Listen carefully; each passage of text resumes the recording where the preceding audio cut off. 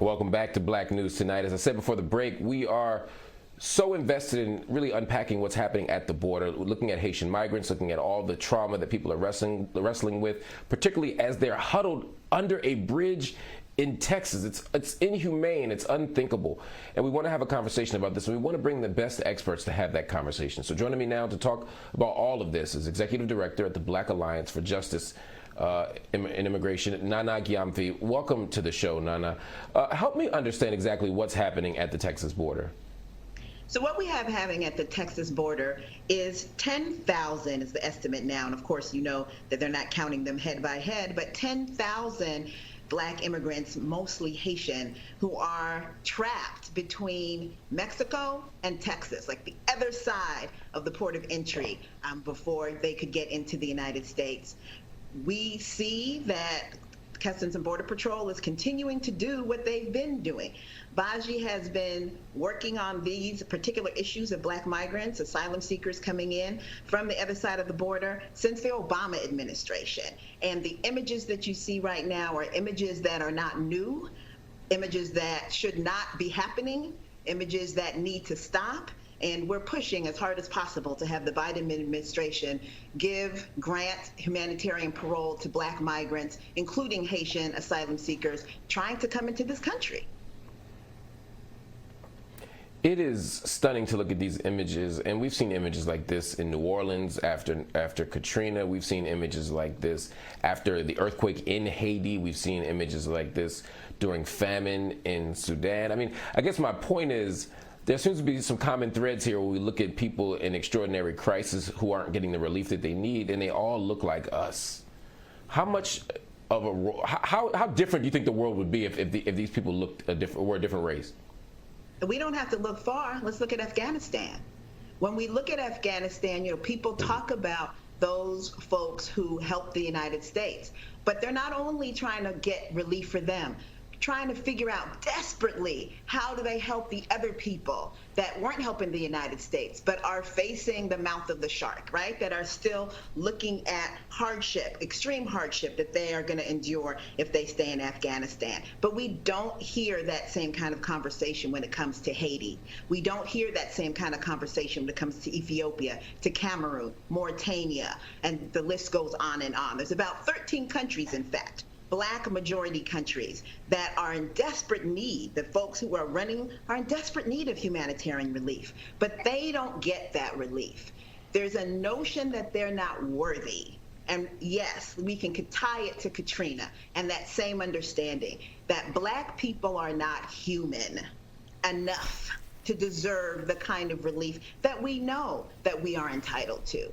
There are laws being broken here, U.S. laws and international laws, about what is supposed to be happening with asylum seekers. And right now, the United States is using its domestic policy, whether that be the racist Title 42 or the racist metering that was just overturned by a district judge that drips people into this country, or whether it be the stretching of the southern border of the United States all the way at this point to Colombia, strong-arming other countries into keeping Black migrants from coming into this country. We see again and again, don't come, as Vice President Harris and Secretary Mayorkas said to our folks, and yet other people are allowed to come and in fact encourage, and there's desperate efforts to get them over here.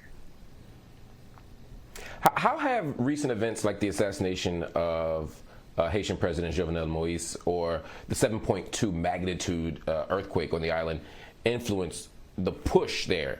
We get that they're not letting people in, they're not giving the support that they should, these governments. But talk to me about the push into this circumstance. How much of it have been these crises that have happened over the last few months? That's what it is. It is these crises that have been happening over the last few months.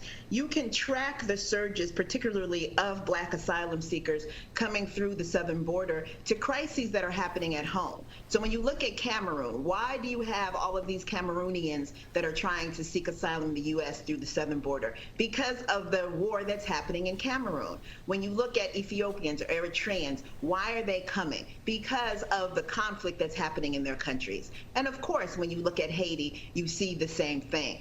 And sometimes it is the ways in which the West and the United States have imposed other things. So we see that the right, in terms of their churches, have imposed and put in these notions against LGBTQ folks. And so we see conflicts happening in these countries like Ghana, my home country, like Nigeria, Jamaica, Trinidad, that again is pushing people forward. And then you see the economic terror that can't be talked about enough. And so I tell folks it's like the Great Migration that Black folks had in this country. You're escaping racist, political, economic, and brute force violence. And this country has said that it is a country that accepts people. Today's Citizenship Day, Joe Biden talked about and tweeted about immigration and what immigrants do for this country, but apparently not Black immigrants, Mark. Black immigrants have to be prevented from coming in, detained, deported, and expelled. Before you go, let's talk quickly about solutions. What does a proper U.S. response at this juncture look like? What can be done from this side of the border to provide some redress? So the first piece is always going to be temporary, right? It's like deal with the immediate relief. And what immediate relief means is not trying to make it, a nicer tent for people to sleep under in the squalor. Immediate relief means humanitarian parole. This country can and does allow people to come in across the border because of the humanitarian crisis and the humanitarian need that they have. And so Baji is calling upon the Biden administration to provide that temporary relief of letting folks in. Just let folks in, process them quickly, let them in, and then, of course, give them asylum, because otherwise we're back to the begging for TPS and begging for crumbs, temporary crumbs, to solve what really are permanent issues that need permanent solutions. Absolutely. Nana, thank you so much for joining me on Black News tonight. We really appreciate it. We'll be sure to have you back to continue to monitor, unpack, and hopefully come up with concrete solutions for those suffering right now at that border.